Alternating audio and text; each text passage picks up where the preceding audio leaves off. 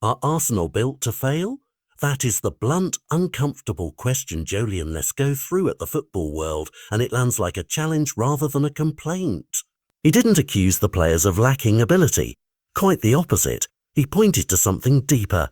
A squad packed with talent but scarce in experience of closing out the biggest moments, a group that still needs to learn how to be calm when the pressure screams loudest. Over the past seasons, Arsenal have repeatedly shown they can compete. They have pushed title races, gone deep in cup competitions, and produced moments of real brilliance. But the silverware that turns promise into legacy has remained tantalizingly out of reach. Lescaut's point is simple and terrifying. The more you win, the more calm you become. The fewer trophies on your shelf, the more every setback looks like the end of the world.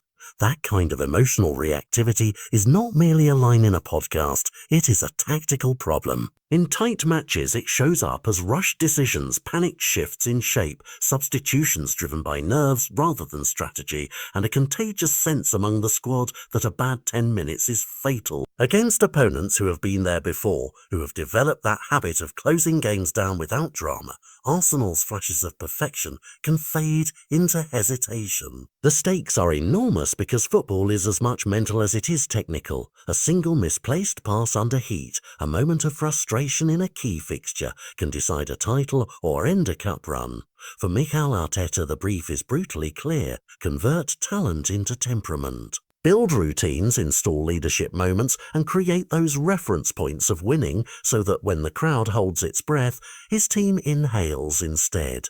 That means more than tactical tweaks. It means rehearsal under pressure, trusted leaders who can steady the dressing room, and the kind of match experience that teaches players how to manage expectations. Fans will argue over transfers and formations, rightly so, but what separates champions from challengers is often invisible in training. The habit of believing you will overcome adversity because you've done it before. If Arsenal can learn to treat setbacks as opinions rather than endings, then Lescaut's warning becomes less a prophecy and more a wake-up call. If they don't, that same brilliance we cheer for every week will continue to be fragile, spectacular but unfinished. This season then matters in a new way. It is not just about points on a table, but about forging a culture that replaces panic with presence and reaction with resolve. For a club with the history and the fanbase Arsenal enjoy, the transformation is possible.